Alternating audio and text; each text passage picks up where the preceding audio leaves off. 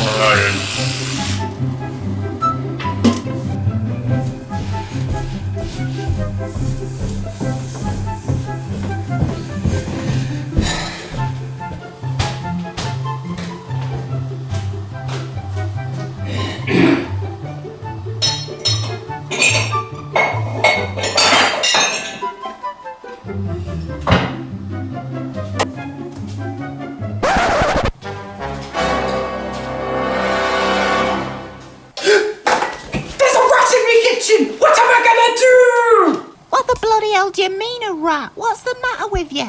You can talk! That's even worse! Mum, get the rat poison! Hey, don't you remember who I am? No? Well, I do know who you are. You're one of my #1 fans. Apparently you had all the books and videos and DVDs. Hold on a minute. Maisy Mouse? My childhood icon? Come and let me caress your giant nose so that I know that it's really you. There's no chance of your doing that. Has there been a more iconic human-sized rodent since Mickey? Maisy Mouse was created by Lucy Cousins and first appeared in print in the 90s. The books focus on the adventures of Maisy the Mouse, Tallulah the Hen, Charlie the Crocodile, Cyril the Squirrel and Eddie the Elephant. They eventually became so popular that they simply had to be adapted for television, narrated by Bob the Builder himself, Neil Morrissey, and in the American dub, a theoretical physicist named Brian Greene. Bit of a weird choice, I don't really associate you with quantum physics. Funny you should say that, because that actually inspired me to do what I do now. Long after my career on telly ended, I did a Brian May and took a degree in astrophysics. And then I tried to apply for NASA, and they told me that they don't take rodents. Racists. It began on CITV in 2000, also being shown on Nick Jr. in the US, and even though it only ran for 2.5 years, with 108 episodes plus a direct-to-video clip show, it was a huge hit with its young audience, so much that it actually won at the Children's BAFTAs, beating off fierce competition from the equally badass Hilltop Hospital, Kipper and 64 Zoo Lane. This show actually plays a key role in my first memory. I was sitting on my mother's lap watching it on CITV, and then seeing the two presenters, Danielle Nichols, and Stephen Mulhern. What do you mean, fwa? Well, she was my first crush. Your first crush? You were still a baby. I know, but is it my fault how attractive she is? I mean, she's double my age now, but still as gorgeous. I've actually had these DVDs for basically my whole life. I loved them so much that I refused to get rid of them, and I'm glad I didn't. The episodes are all 5 minutes long and mostly focus on real-world stories with very little filler added in. The characters do not actually speak proper words, but the narrator does. Clever, but still quite weird. Okay, Maisy, for the sake of my nostalgia and for the sake of your vanity, let's get to watching this. Maisy, Maisy, Maisy, Maisy, Maisy. Maisy, Maisy Mouse. It has a very short yet very creative intro in which Maisy paints a picture of something relating to the episode. Quite the artistic talent you got there. Yeah, and it's a shame they never let me keep any of those pictures. The first DVD I'm going to talk about, Colours and Counting, has some of my favourite episodes, like this one called Hide and Seek. Maisy, Charlie and Tallulah play a game of hide and seek, no surprises there. After the first round is finished, when Maisy finds them, it's Tallulah's turn to look for the other two. Maisy decides to hide in some grass, but we don't see where Charlie's going, even though he comes with her. Tallulah then finds Maisy, and they both go off to look for Charlie. If you've been paying attention to what Charlie was wearing, you probably figured out what the ending joke was. Charlie, of course, hides in a bush that just so happens to have pink flowers. Exactly like the pattern on his clothes. Now here's the part where I'd like to talk about the music and sound. For the most part, the music is very simple, influenced by reggae and ska of all things, and it's almost always in the key of G major. And as someone who plays guitar, I can tell you that G major is a very easy key to work with. A lot of the music also follows perhaps the most basic chord sequence of them all. G, C, D, and then back to G, like this. And sometimes they'd even use well-known nursery rhymes as little motifs that they'd throw in the background music, if you see what I mean. And if the sound effects sound kind of weird to you, they're provided by a comic duo called the Umbilical Brothers. Do look them up, they're very clever. They make sounds using only their mouths. In the episode Clouds, we even get this little exchange between Maisy and Neil. Where are you going today? Up in the sky? But I can see your picnic basket. You're going to have a picnic. Up in the sky? When we were filming that, I tried my best to stifle a laugh because of the way he sounded like he thought I was absolutely crackers.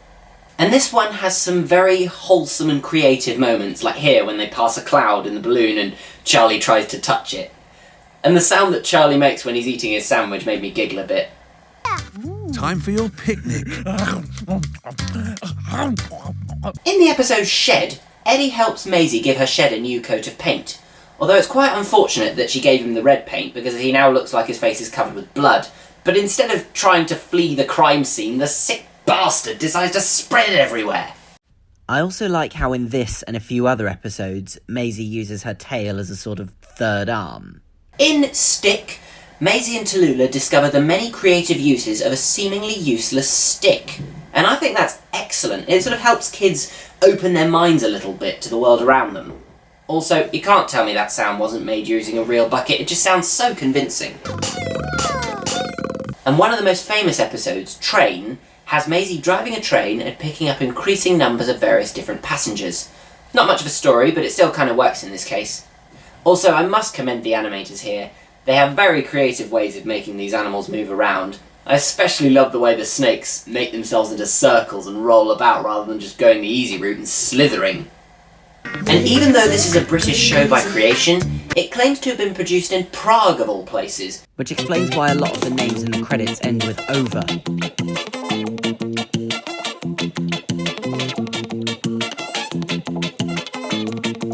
This is a DVD I forgot to talk about in my original video, Maisy Animals. Quite a lazily titled DVD if you ask me, considering that the characters in the show are all already animals. That'd be like having a Pingu DVD titled Penguins. The first episode on this DVD is titled Sheep, in which Maisy and Tallulah go for a walk out in the fields, and Tallulah loses her hair ribbon. To be honest, I've no idea how that even works, considering Tallulah is either bald or has feathers on her head. There's no way a ribbon in her non-existent hair would stay there. When Maisy notices her ribbon's missing, Tallulah runs into the field to retrieve it, leaving the gate open and inadvertently letting the sheep out. Now let's all play my new favourite game, How Immature Are You?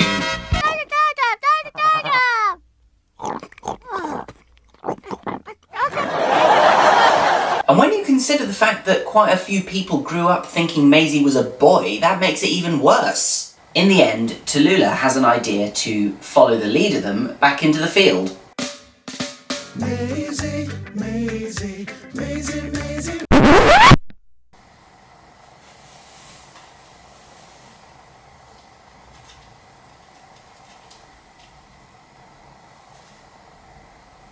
1998? How could that be? It didn't hit the screens until 2000. Oh, don't get me started on 1998. Worst year of my life. King Rollo Films, my production company, who were also responsible for Spot, had a right proper nightmare producing this show. Apparently, if so much as a frame was done wrong, it had to be completely redone, and in the end they ended up missing their deadline of spring 1999. And let me tell you, there's no worse than missing a deadline. Next up is an episode called Meow, and in hindsight it's actually extremely funny that they called it that, because around the same time on CITV there was a Scottish cartoon called Meow, spelled in this case with 2 E's and an exclamation mark, with a main character called Maisy Mac. I mean, that can't be coincidence. Oh wait, it is. Yeah, I was reading too much into it, but I digress. Maisy's about to go to bed when a cat arrives at her door. The term cartoon logic comes to mind here. She feeds the cat and then discovers her asleep in her laundry basket. The next morning, there's a twist that even M. Night Shyamalan would be proud of.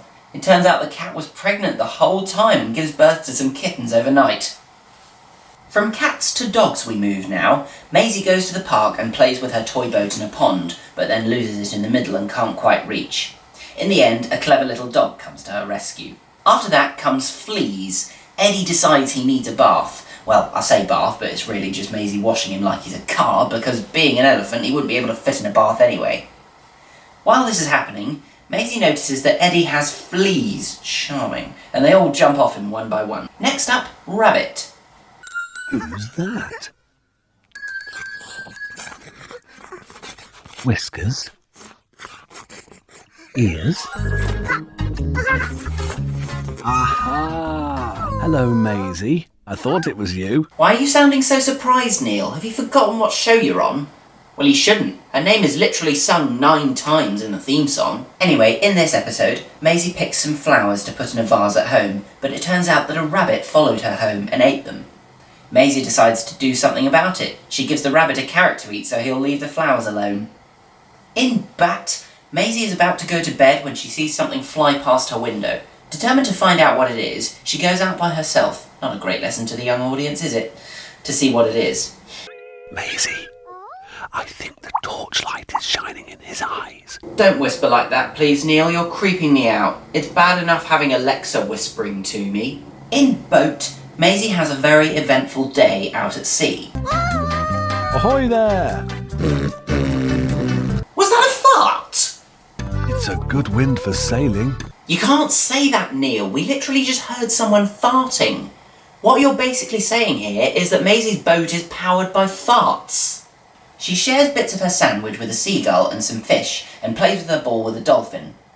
Then she loses her hat in the wind and an octopus gives it back to her. And it is funny because octopuses has 8 legs and she is shaking hands with the legs. You must laugh now, ha ha ha. Later on, the wind drops and Maisy's boat can't move. But in the end, a whale saves the day by pushing her back to the harbour. The last episode, Sandcastle, has a different icon on the DVD menu for some reason. In the rather uneventful episode, Maisy meets a crab at the seaside who helps her build a sandcastle. Maisy's ABC, which, according to the cover, is immensely proud of itself for having never been seen on TV. I mean, just look at that. It's wearing it like a freaking badge of honour. It's basically a Best of Maisy Mouse clip show in all but name, as it takes clips from various episodes with a little bit of editing here and there, and mashes them together to create a sort of alphabet. There's also one part in the programme that makes me say I'm A for A, B for bit, C for cross, and once I've pointed it out, I guarantee you'll never miss it again. In the segment for the letter X, they do this. Tallulah is very excited. X isn't excited. Excuse me, Tallulah. Excuse me. X is an excuse me too. But they seem to ignore how Eddie is playing a xylophone. There's not really much to say about this, as you can tell, but hey, at least it held my attention, as I could, for the most part, tell you what episodes these clips were taken from. So it seems Maisy's alphabet book isn't really an alphabet book at all, but rather a photo album, except it's not a photo album because it's got videos as well as photos, so this was kind of like Instagram before Instagram. Hold on, does this mean you were the original Instagram influencer? Well, if what you're on about is anything to go by, then I guess I've influenced you. And now here's my favourite, Maisy's Farm. This one's my favourite purely because of how much content it had. Episodes, games, songs, and best of all, an instruction booklet! Because who doesn't love being told what to do? Joking aside, this is a great addition to A Toddler's First DVD. It explains everything completely straightforwardly to little Peter who can't do technology very well. By the way, can someone tell me why this copyright notice is in rather threatening looking quotation marks? Compared to the other DVDs, this one has a rather unusual main menu, sort of looking like an old Flash game. For starters, they just play an instrumental version of the theme tune on a loop, and we see an animation of Maisy chilling in her tractor with something black. Is that meant to be a kitten or something? Because it looks like a Dementor. And anyway, she's a mouse. There's no reason for her to be driving around with a cat. It'll rip her intestines out. Just a quick question, Maisy. How old are you? You rude bastard. You don't dare ask a woman her age like that. Well, I'm sorry, but there's just no clues as to how old you are. Not even in mouse years. I mean, you live on your own, you drive planes, trains and automobiles, and apparently you're preschool age? Well, the thing is, it's actually all to do with us using our imagination. The creators have stated that the show promotes independence, curiosity, and a confident approach to life. Yeah, but I think hijacking a train is quite a loose definition of independence. But whatever, let's just watch this DVD and get some good old nostalgia going. This DVD contains 4 special episodes that all tie into one story all about the 4 seasons. First up, Spring. We meet Maisy working on the farm, cleaning out pig shit, and then Tallulah comes over making a racket for absolutely no reason at all.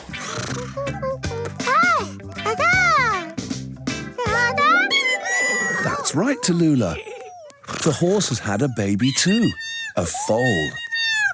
Oh, Tallulah, shush. Why did you say that in the way you did, Morrissey from the Smiths? Where's Maisy gone, Tallulah? She's not in the pigsty. She's not with the chicks. Also, Tallulah's a hen. Should she not be in that coop with the rest of them? Ah, there you are, Maisy.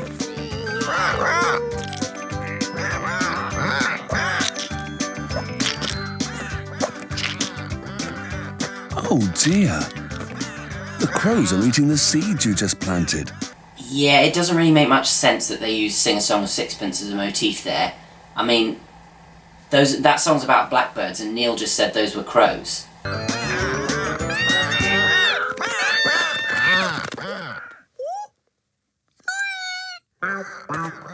Don't worry, Tallulah. The crows are eating Maisy's seed, so this time you do need to scare them away.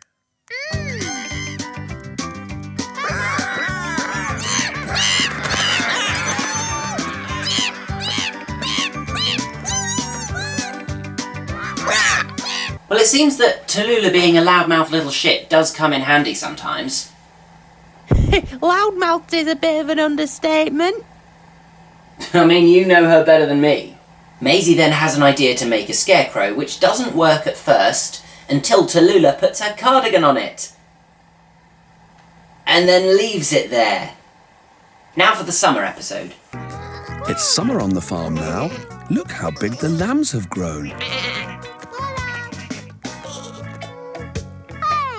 The foal's grown bigger too. No, it bloody hasn't. It stayed the same size it was in the spring episode. Maisy gives the pigs some water to drink /bathe/urinate in, Then Eddie comes along and starts messing around with the piglets. When Maisy asks if he wants to come with her, Eddie changes his mind and follows after her, and in doing so accidentally breaks the fence. Later, Charlie and Tallulah come and help Maisy pick strawberries. And this is where I must give credit to Neil Morrissey, because he just has excellent delivery on certain lines. But Charlie's bucket is empty. I wonder why.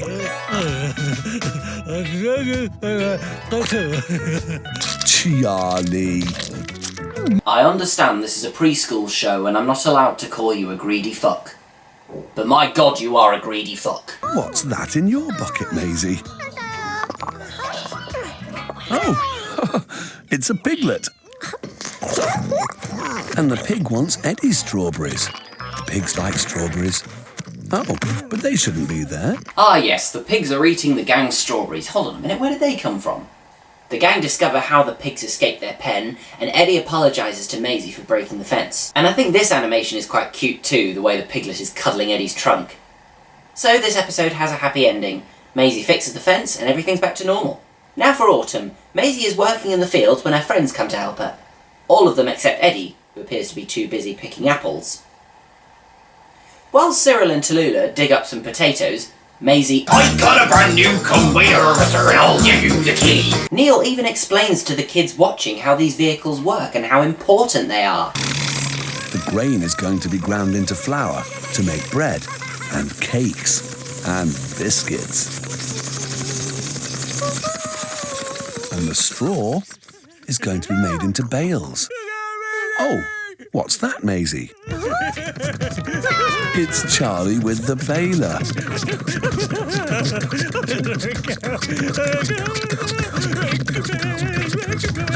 He's making the straw into bales.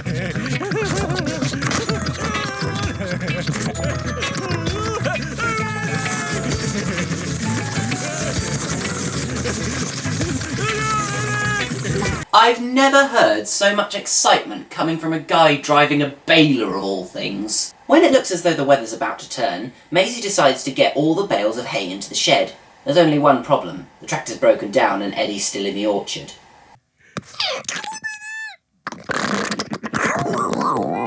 Oh dear, what's wrong, Maisy? Has the tractor broken down? These sound effects are bloody genius. After Eddie helps to push the bales of hay into the shed, it turns out that it doesn't rain after all. Finally winter, as narrator Neil says himself. I suppose there's not so much to do on the farm in winter. And he's right, there's not much happens in this episode. Maisy just brings the animals into the barn and out of the cold. But it turns out they've lost one of the cows in the snow and bring her back in with all the others. As for the other episodes, they're pretty good.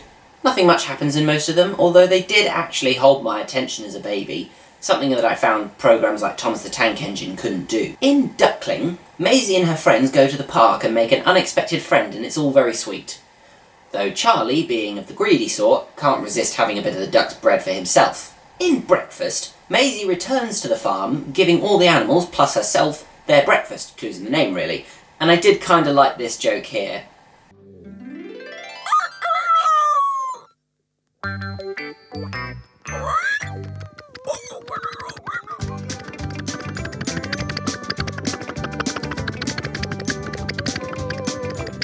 Good morning, Maisy.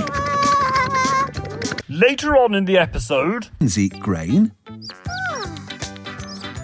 Good morning, chickens.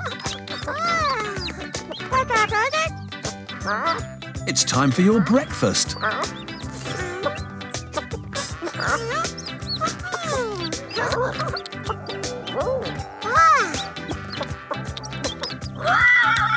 Oi, rat, you nearly ran me over earlier.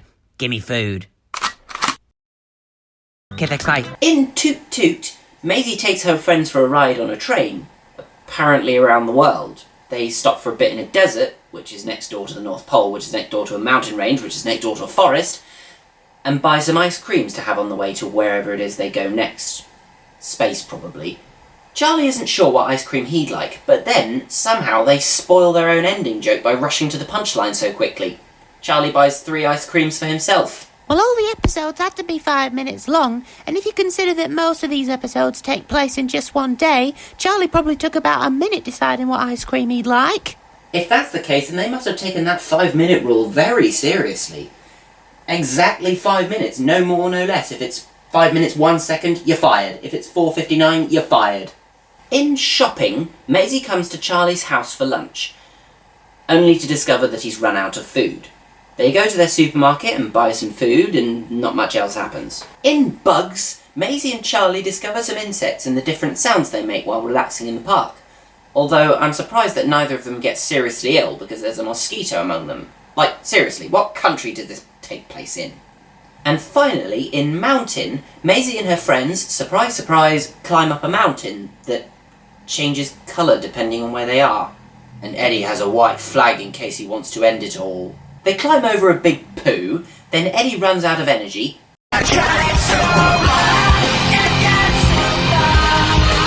not waving his white flag for some reason. I mean, come on ITV, that joke was staring you in the face. So they all stop for a drink. They meet a mountain goat who shows them the way to the top by hopping across more poos. Yeah, I know, they're rocks, but they've just got an unfortunate colour and shape. Okay, that's the episode's done. Let's look at the extras now. We've got some songs, a trailer, and some mini-games. Let's look at the songs first. Sing along to some banging tunes. You never did release a single, did you? No, but I'd have liked to, and I had the right man for the job in Neil Morrissey. He knows a thing or two about topping the charts, just ask Bob the Builder. Alright, which song should we sing first? At number 16, it's down 8 places for Maisy in a Dress. At number 15, down 6 places, it's Charlie Doing Nothing. At number 14, down 3 places, it's Look at My Toy Truck. At number 13, it's a re-entry for House, falling out of the top 10 by 5 places. At number 12, it's I've Got a Balloon. Also leaving the top 10, down 7 places from last week, it's Bus. At number 10, it's a non-mover for Strip Your Clothes Off. At number 9, it's a new entry for You Can Stand Under My Umbrella.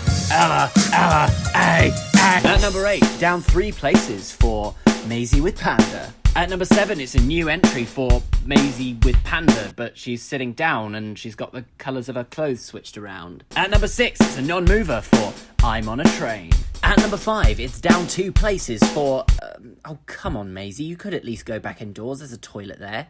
At number 4, also down 2 places, it's Look at My Hat, it is a nice hat. At number 3, it's last week's number 1, I Wanna Shag You in a Rowing Boat. At number 2, it's a new entry for I'm Gonna Shove This Paintbrush Up Your Ass.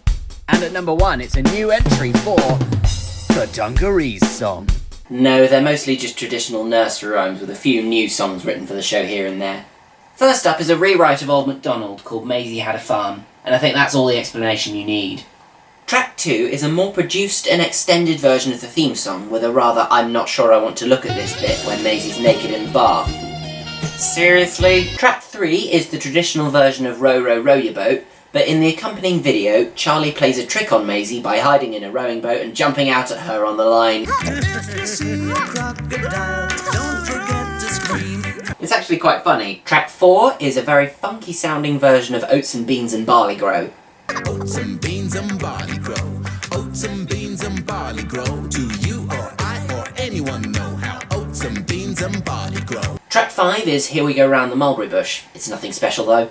Track 6 is I Had a Little Engine, another quite boring song with boring lyrics. Track 7 is Maisy Theme, Taylor's version. Oh, sorry, I meant Panda's version.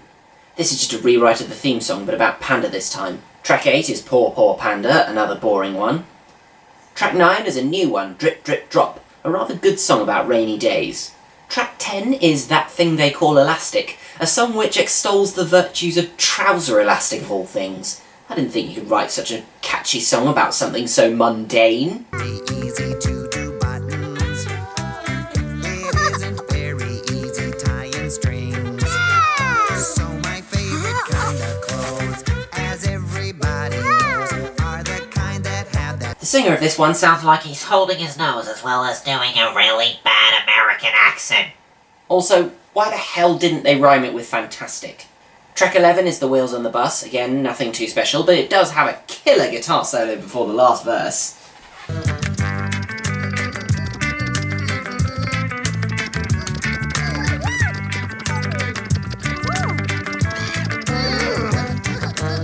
And I also quite like the way the singer says the last all day long. He's saying it like they've been condemned to bouncing on their seats until the end of time.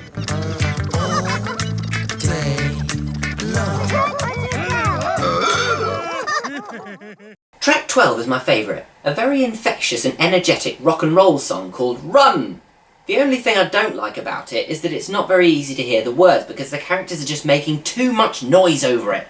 Like, I get it, it's fun to run up and down a hill, but could you very kindly zip it and let me hear this damn song? Make a sentence out of the following words. Face sodding, you're shut. For instance, listen to this.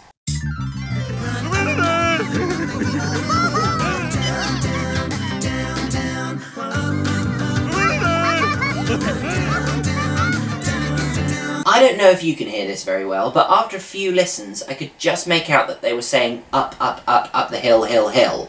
But the lyrics that are written on the bottom of the screen incorrectly read, you're the king of the hill. But that's only the first time that that verse is sung.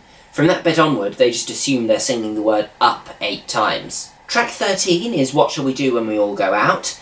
A slightly more relaxed song about going outdoors. Track 14 is called I Like Trucks, another boring one. You seen the crane, the beach is up so high, lifting up its... Track 15 is a jaunty little ditty called Walk Along Charlie, and it's pretty good for what it is, and what it is lyrically is a rip-off of an Elvis song. Come on, Charlie, join hands and let's go walking.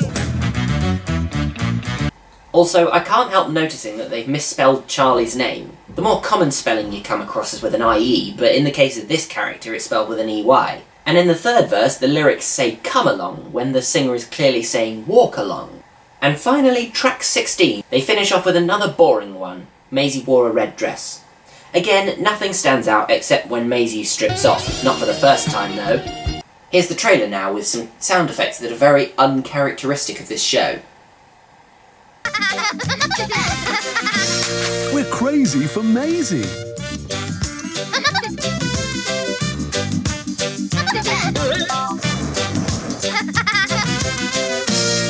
Now let's play some games. Hide and seek. Find Maisy as she plays hide and seek in the farmyard. Select the place where you think that Maisy is hiding, then press enter. We press play and suddenly Maisy's full of energy. Oh, someone's had their Weetabix today. What you do is you go over to the place you hid, press enter, and that's it. But if you get it wrong, they will let you know. Although you could close your eyes to make it that little bit more challenging. Dress Maisy. Dress Maisy for a party, for the farm, or for the rain. Choose the clothes you think she should wear, then press enter to see if you're right. What would you expect from a dressing up game on a DVD? Something like those games that you see online? Not a chance! You're given 3 situations to pick from, and there is a both obvious and boring solution to each one. You're then given a choice of 3 different things to wear, and you have to pick the most sensible one. Ugh. Like, where's the fun in that? And who says you can't go out in the rain dressed as a pirate? And if Maisy doesn't like your selection, she will make her opinion very clear. Spot the difference. The picture on the right is different to the picture on the left. Find 4 differences, then press DING to see the answers. This is a very straightforward game of spot the difference. The only problem is, they give you the same picture every time. And what's the point in pressing DING if you've already figured out the answers yourself? Farmyard sounds. What noise does each animal make? Press enter to see if you're right. And all you do is press the pictures and they make the noise for you. This is barely a game at all.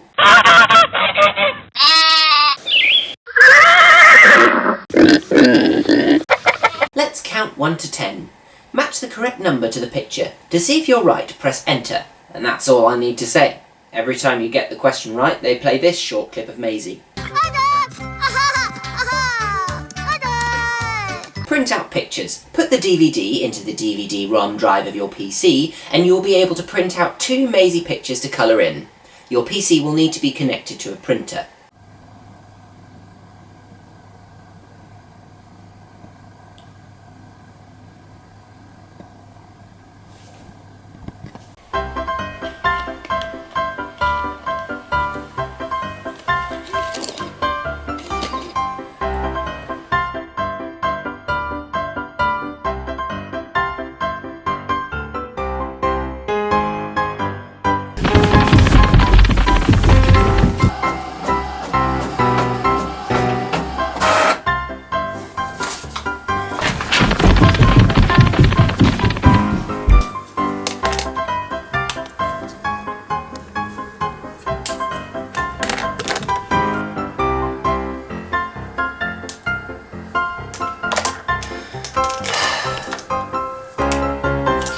annoying that I don't have any felt tip pens that work. These are all running out of ink. Well, except maybe this one.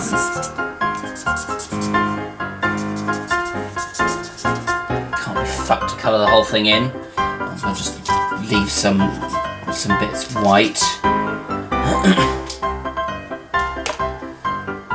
Oh, good colour in the border.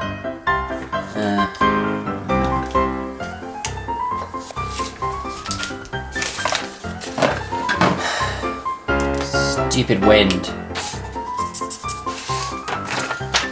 I nearly blew my artwork off the table.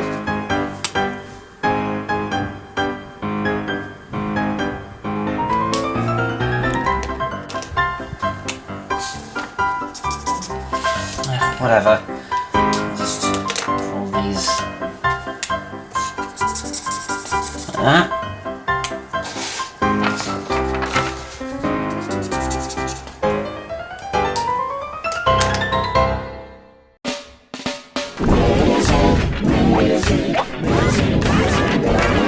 Basically, I should be banned from using kids' colouring books. Whew! Wow, would you look at the time, Maisy? We've been talking for hours.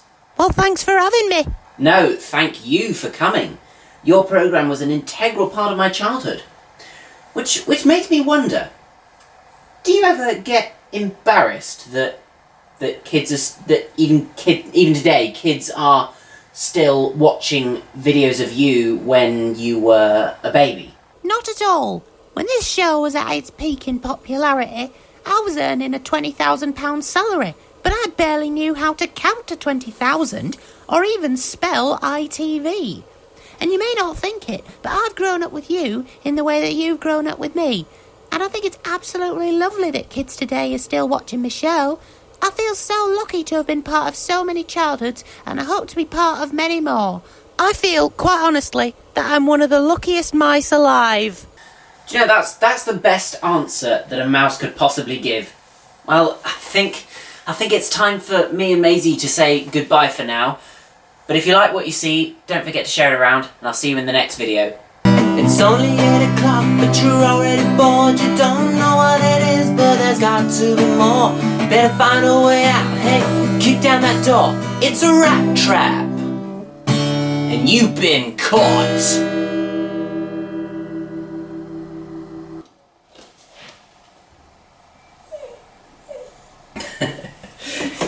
Yes, I know, I'm acting very silly. I know, Doggy. You're sitting on my foot.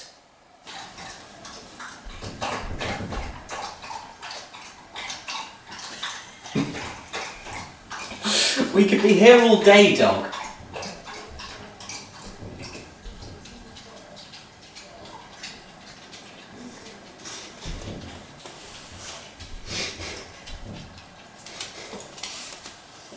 Hold on a minute. Do you ever shut up? Hold on a minute. Maisy Mouse, my childhood icon, come and let me caress your giant nose so that I know it's really you. No, wait, that didn't sound very good. Should I do it more Shakespearean?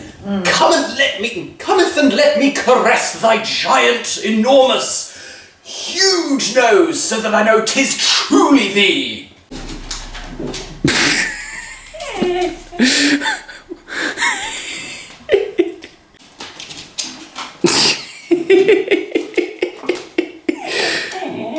What are you doing, you stupid dog? What is she doing? Are you trying to catch Maisy? I don't think she wants to be torn apart. Is she looking at her? Yes. That's not your toy. No, it isn't. Why are you following me? Do you like the camera? Do you like being on camera? Yes, you can play with that toy, but not mine. Good girl. Good girl. That's your own version. Very own, mate. Ridiculous animal. I've no idea how that even works. Considering Tallulah is either bald or has feathers on her head, there's no way a ribbon on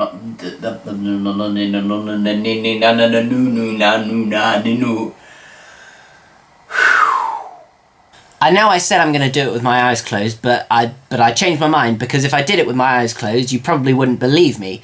Even if they were closed really tight, because you probably only see the back of my head. And so instead, I'm going to put this on. No, it's not a bra. It's a sleep mask with a Bluetooth attachment. So it's just to prove to you that I am not telling any porkies. Oh, but now I can't see them. All right, let's go. Let's play this game.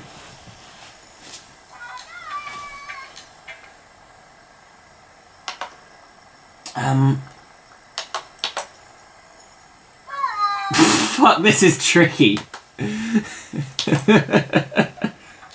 Oh, did I find her? Okay, good, I'm gonna try it again. Let's do this. Okay, no,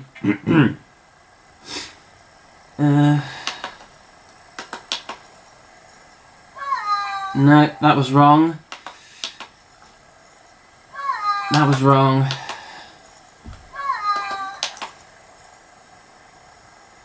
Did I find her? I couldn't hear her. I couldn't hear the sound.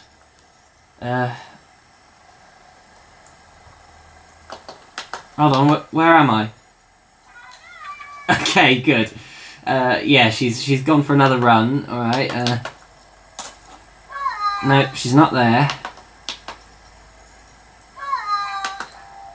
Well, it's just... well, it's a 1 in 4 chance that I'm going to get it.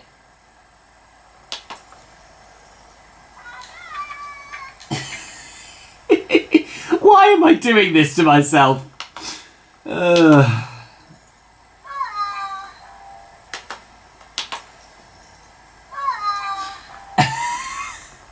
I'm awful at this!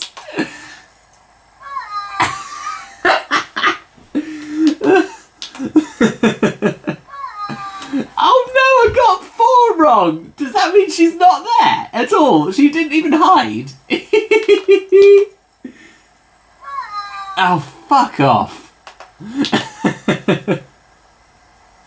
Did I find her? Did I do it? Did I do it? Hold on.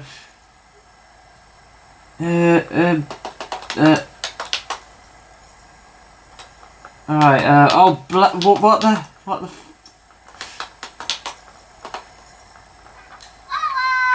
Ah, good. She's gone for another... Alright. No, okay, so she's not there. Let's try this one. And just to be clear, just to remind you, I cannot see a thing. I mean, it's a good sleep mask. It's doing its job well.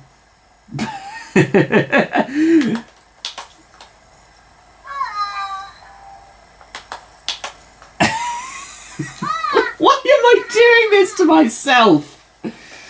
Ugh.